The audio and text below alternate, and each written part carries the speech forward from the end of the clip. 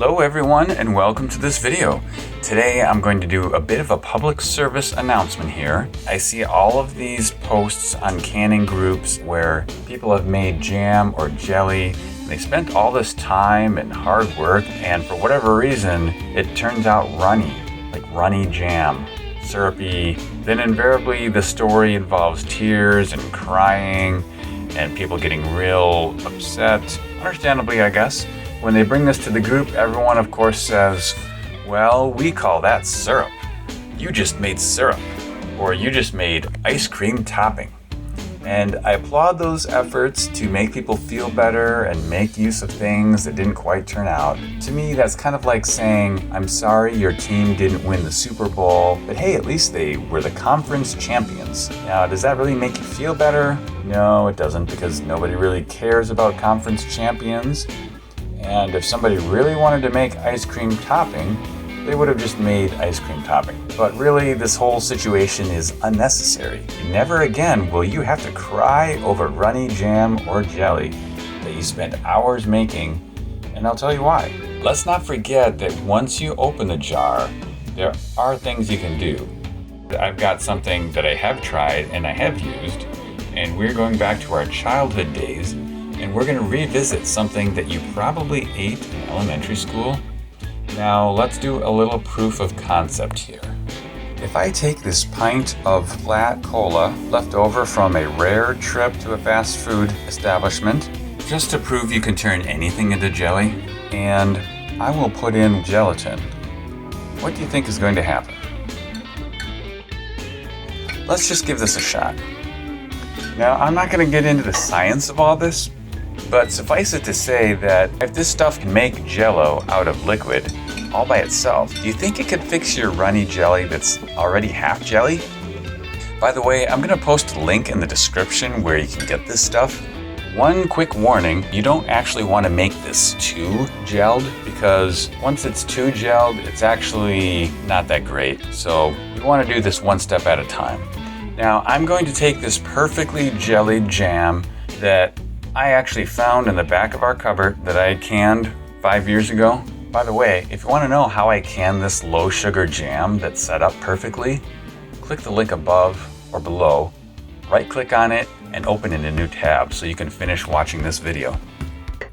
So I'm going to do the unthinkable. How about we pour some water into this and turn it into a liquid syrup mess? I'm really putting my money where my mouth is now, especially since I love this jam. And by the way, I don't blend it or do anything with the skins anymore. This is plum jam. Mash it all up and leave it that way. So sorry if this is a little chunkier than your jam that you make, but let's go through this.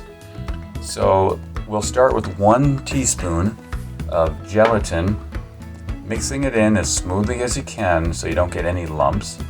Now let this sit for 5 to 10 minutes. Or whenever you get around to coming back and checking on it, it can sit out on the counter, and that's fine. I'm gonna let this bloom, that's what it's called. Then we'll put it in a microwave for 2 minutes and either stop it halfway through or just make sure it doesn't boil over and make a big mess. It doesn't even necessarily need to simmer. It just needs to be hot enough to get the gelatin to activate.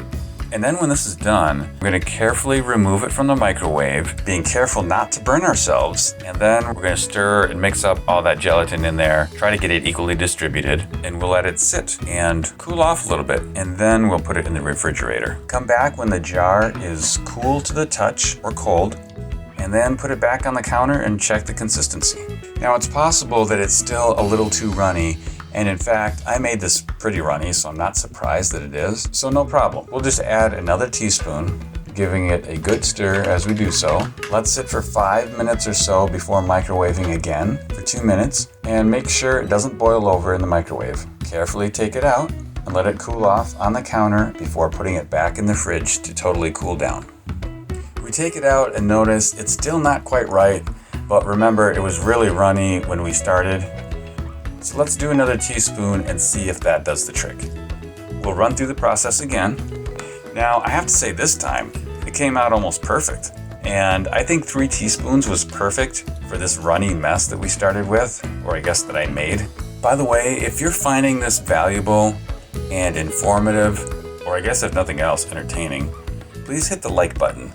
Also, feel free to subscribe if you want to get notified of future videos like this.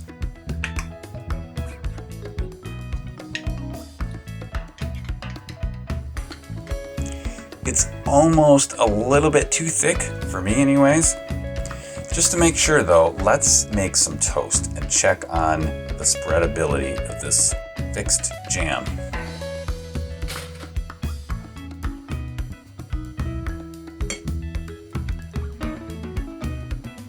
Spreads great.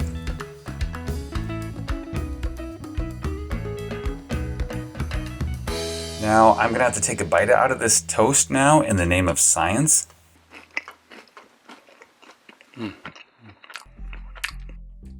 And boy, I gotta say there's nothing missing in this jam, nothing at all. So let's review here before I sign off.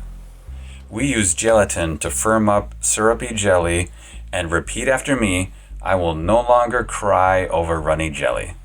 Also repeat after me, I made jelly, not syrup, darn it. You'll want to start out with 1 teaspoon if your jam is only a little bit runny like this. You can probably start out with 2 teaspoons if your jam is mildly runny like this. Otherwise, you'll want to use 3 teaspoons if your jam or jelly is really thin like this. If you're not sure, that's no problem. Just do 1 teaspoon at a time and see how it goes. So thanks for watching, everyone. Let me know what you think in the comments. And what I want you to do is type in the comments, no more syrupy jelly. No more runny jam. And let's make a stand. Share this with your friends, please, and let them know. Otherwise, I hope you enjoyed this video, and may you never have runny jelly or jam again.